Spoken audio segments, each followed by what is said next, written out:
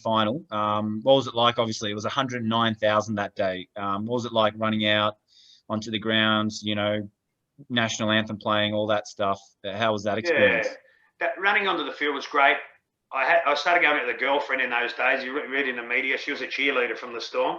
Yep. So halfway through the season, we've been going out for a few months, and then the club got wind of it. The cheerleading business who run that business said to the girls, can't fraternise with the players, and she got sacked. So there was an article in the Herald Sun in Melbourne. I do remember that, actually. Yeah. But can I just interrupt and say she's now your wife, is that She's correct? My wife, and she's been a successful businesswoman herself, owned a cheerleading studio for 12 years, mother of two beautiful kids, and she's out working now while I'm home chatting to you guys and having a beer. So the best wife you could imagine. So that was early in the year. She'd been sacked from the club and then stuck by us, stuck together as a player, and she travelled up to Sydney for that game. So running onto the field, seeing all the girlfriends and wives sitting on the right-hand side was truly amazing. Knowing my dad was across the other side, my mum and grandma always stayed home. They didn't come to the games. And Dad was over there with 14 other people that I got tickets for.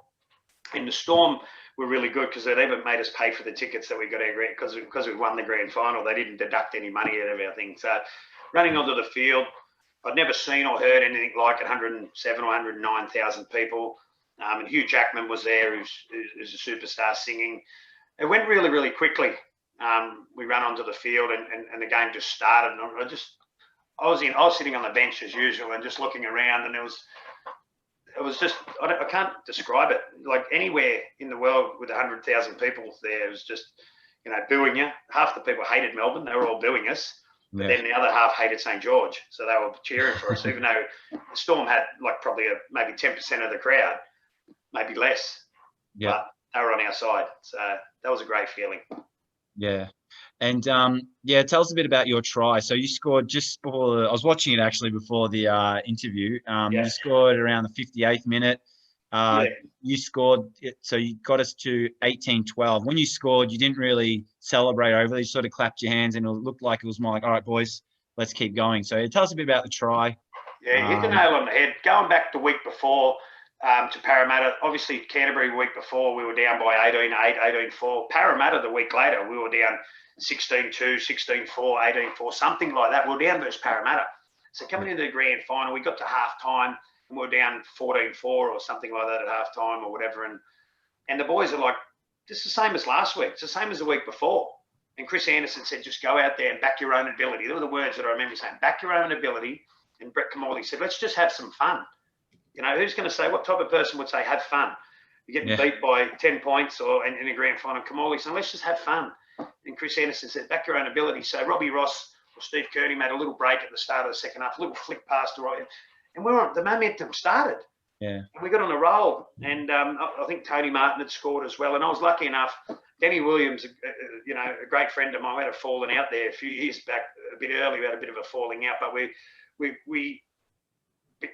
great mates at that particular time. We played tennis together and we were always in each other's hand. And he looked at me and said, I'll run you a decoy. I'll run you a block. Normally you tell someone, you say, you run me a block. And, he said, I'll run you a decoy. And who would say that? He ran the decoy and two or three players went into him. I got the ball. I just sort of, I have a joke with Colin Ward now. He's a St. George player. I said, I pushed you off, and Colin wasn't even near it. But you can see there was a big gap there that, he could have bit the QE2 through the big ship. And I ran through, and I knew there was a job to be done. Wasn't a big try celebrator. It's not Aussie rules where they kick a goal and everybody's like hugging and kissing. It was like I scored the try, throw the ball to the guy, kick the goal, let's keep going. Yep. That's how our mentality was. We had a job to do that second half as a steamroll St. George. So, yep. There's a couple of key flashpoints in that second half, particularly, because obviously they were all over us in the first half. You must have felt that Blacklock runaway try. You must have thought, well, this is a shocker. Let me tell you one thing about the Blacklock try. When you get a chance, watch that in slow motion, right? Today, that try would have been disallowed by the bunker because as he kicked the ball, Kamali and Robbie Ross were coming around, yeah? Yeah. Trent Barrett ran back towards Blacklock and impeded. This is like controversy, and I've watched it. I haven't said it. I said it early this year on a website, on a forum, and a couple of people agreed with me. So if you get a chance, I know you love the Storm, I know you want to do it, sit down and watch it frame by frame by frame. And Robbie Ross is impeded by Trent Barrett to have a fair shot at Nathan Blacklock. And that's why he ran straight through the gap, because we couldn't get to tackle him. So I know out of the history, many games have been decided by probably incorrect calls, but this day and age, that would not have been a try. So they all whinge about Tony Martin's beautiful pass off Matt Guy, which was a perfect pass. They call it the forward pass, as you probably know. But it was perfectly flat, I reckon. Perfectly but I mean, flat. It's the angle. Like when you're in that sort of, you're watching on TV and that sort of top right-hand corner, it always seems forward, but yes, it does. For me, it's the angle of the camera. Yeah, it was. So that was it. That was the controversy around that one. The Trent Barrett one was the same. I think in hindsight, watching it years later, I said, that's a Shepherd, and I've watched it. But the boys just stuck together that second half. And like you said, the pivotal thing, Nick Howe came out and he was fired up. You could see his mullet going, and he was trying to punch on with Craig Smith, who was an international. They played together. And once we saw Nick Howe get a bit angry and with his big eyes open up like that and his mullet flying around, he hadn't given up. He hadn't given up. And the boys just plug in there, and the defence of some of the guys, Matty Rua, Russell Bowden come off the bench. Denny Williams knocked that ball out of Wishart's arm off the kickoff. Just little things like that, the pivotal things, like you said, Dubs. I think it was, Craig Smith crashes into Mundine on the line, knocks him just off balance slightly, drops a gimme try. So the St George supporters never forgive him about that. One day in a Zoo magazine about 15 years ago, I said, how'd that grand final go? I go, one thing, Mundine just should have passed that ball. But the best thing is the shot of his face afterwards, because he ran his mouth all the time. He loved the talk. And then, because I think Ray Warren's calling it, and Peter Sterling's just gone, I think he's dropped it. And just Mundine's face, though. Yeah, once that camera came in and it was evident, it was like, but that's rugby league, we dropped earlier balls, and balls will always be dropped. And even the legend Lazarus had a couple of key moment mistakes there, which we obviously forgive, knowing that he's legend that he is. But when I was talking a moment ago, I wasn't going to say that. I'm going to point that out. Like Lazarus did his bit, but like we all did at certain times throughout the year. It doesn't matter, grand final, any game. We all had a couple of drops, and the man who's won 5 premierships, 3 different clubs, probably never dropped the ball 2 times in his life, and he dropped them 2 times that game.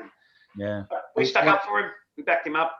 In the end, we only true fans who've gone through the game again actually remember that. Most people just forget and remember.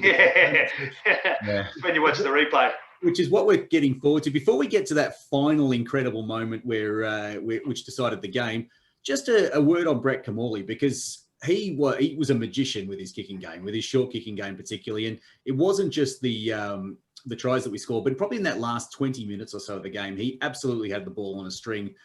What are your memories of him in that game and just watching the way he played? And in general, like when he had the ball, did you just get that sense he could do anything with it? Yeah, he was another one. He was a little man with a big voice, sounded like a jockey, really, like Billy Slater. He had a little voice, but it stood out.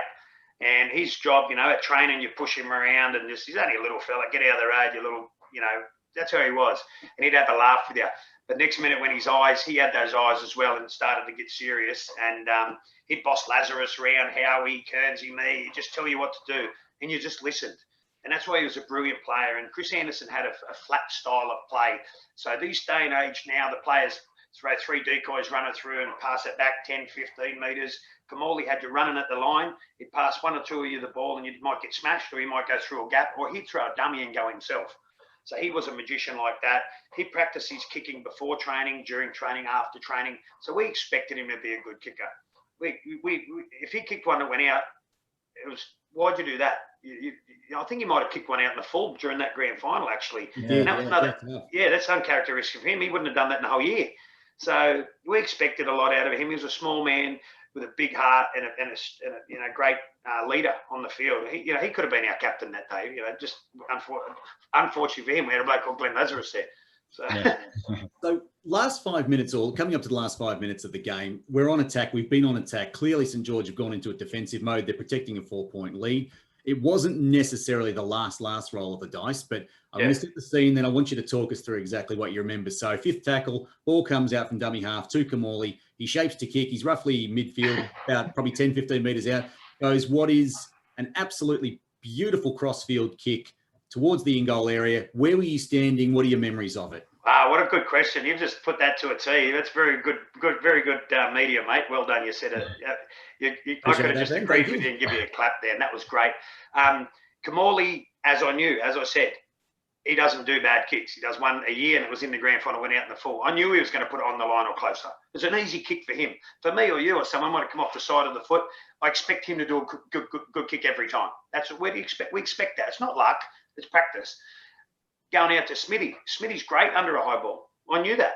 Smithy, I played with him at Canterbury for 2 years before, plus half the year at Storm there. I knew he's a good catcher of the ball. So it's not rocket science. It wasn't a fluke. It's stuff we practiced. And we also decided to kick the Ainsco's side because he wasn't the better catcher of the two. So it was training run for us. It was nothing flashy. The fact that he kicked it over the top and Smithy caught the ball. And and then obviously we move into Ainscough hit him around the chops. So it's not, once again, a big deal.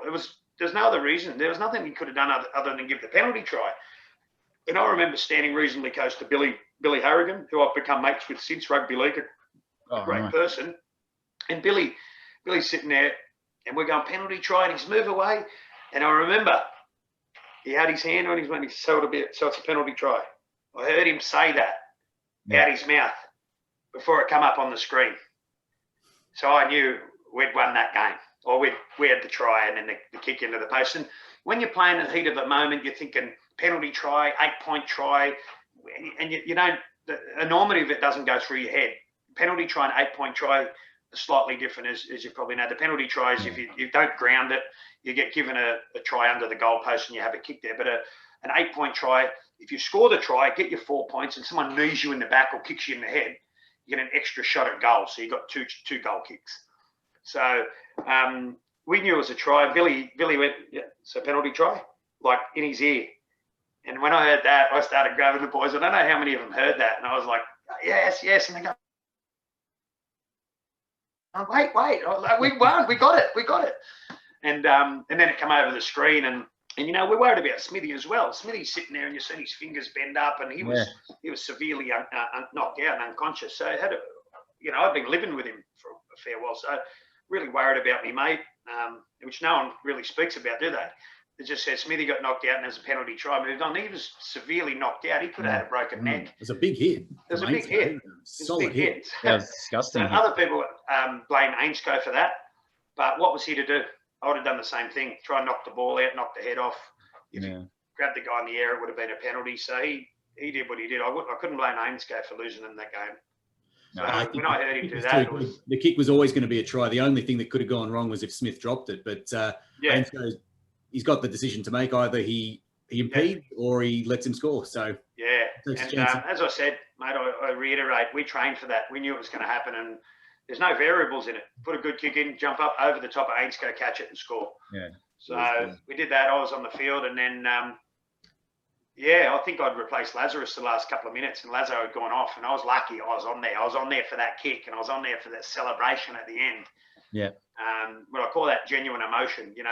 The picture of Lazarus in the background now, and I think that's Howie over there near his right arm, and I don't know who's at the trophy. Denny Williams, number 15 there. Nick out there. I like how that, and that emotion, and just I've won grand finals with other clubs too, and local football in the bush, and it's the same emotion whether you win under 10s grand final or an NRL grand final. You can't get any better than being the best at your particular sport. So. One funny thing, my dad was there, as I said, and he went for a piss halfway through the game, and about the 54th or 58th minute, coincides as we spoke earlier when I scored that try. Wow! And he was in the toilet, and everybody started going, "Roarty, score, Roarty!" And my dad's going, "What's going on? I'm his dad. I'm just having a piss." And they just said, "He just scored a try." And he obviously missed it. And he said people in the toilet hugged him and they were lifting him up and down like it had done him. So he never even seen it. He probably had to watch a replay. But he missed the try. So that was funny. You just mentioned Bill Harrigan. Like, that brings back a lot of memories. I still remember, I loved him as a ref. I think he was a good ref, but he just had this swagger about him. You look at a lot of the refs these days, they look a little bit like nerds, and And but he was just this kind of cool kind of character. So I thought he was a fantastic referee. Come across like that. Yeah. There's a referee years ago called Greg Hartley, and he used to strut around. Yes. You know, it was 70s, my time. You know, he'd strut around and do it. And the referees these days are very similar. But Billy, as you know, was in the police force very high up, so he respected the criminals he worked with, and he demanded that. And I suppose he treated us like criminals. I'm the boss. You listen to me, or you getting off. And we knew that, so he was good. So we want to quickly ask you about the celebrations for the premiership. Obviously, this year, don't know if you've been following a lot of the players with social media. Their celebrations have been sort of up on the internet. The question is, who is the best on ground for the post premiership celebrations, in your opinion? Was it yourself? I didn't miss out on those things, mate. I never missed out on the celebration. You know, we went hard for a week or so. But, you know, we all kept together. We had a party after the grand final. We flew back on the aeroplane. They chartered an aeroplane for us. Yep. We flew back with it was only ever time I've only got to sit down in first class on the way back, or business was on the way back. We sat in the front, and that was phenomenal. And just to be on the bus. And then the best part about the whole thing, other than winning, was coming through Melbourne Airport. I remember coming off the aeroplane, and it seemed like thousands of people. It seemed like thousands. It might have been hundreds. At the terminal, inside the terminal, as we come off the aeroplane. And I've got goosebumps thinking about it now. And we walked off, and I was behind Lazarus, and he probably had the trophy. And that feeling of walking all the way through the terminal, out, get your bags, and then go out to the team bus, and they were pushing on the bus and cheering us. And I remember sitting on that bus, and I was half pissed by then, and looking out the window and just seeing there was hundreds of people there, and I was sitting beside my wife Sonia, and she's holding my hand, and I remember Marcus sitting behind me, and he was saying some stuff, and to this day he still doesn't speak the clearest English I've ever heard in my life, and I just seen his big white eyes and his white teeth, and he didn't stop smiling. He's sitting just behind me, and that's what I remember of that bus trip, just how his smile was captivating, and it was beautiful sitting next to Marcus, who'd come from the highlands of New Guinea, and I come from Liverpool in Sydney basically. And I just remember that. And then we got back to the ground and had a party on the Gosh's paddock. And so then we went in, and then we just continued on from there, just having bits and pieces for the week. And the photos we've got with the trophies and the NRL trophy, we've all got cigars in our mouth, which seems to be the way to go. And pictures with Molly Meldrum. And it was great. And we partied like that anyway, usually during the year. So some of us did. We partied a couple of days a week through the year, and we had some fun. Yeah, sounds good. So moving on to 2000 season. So the one thing I wanted to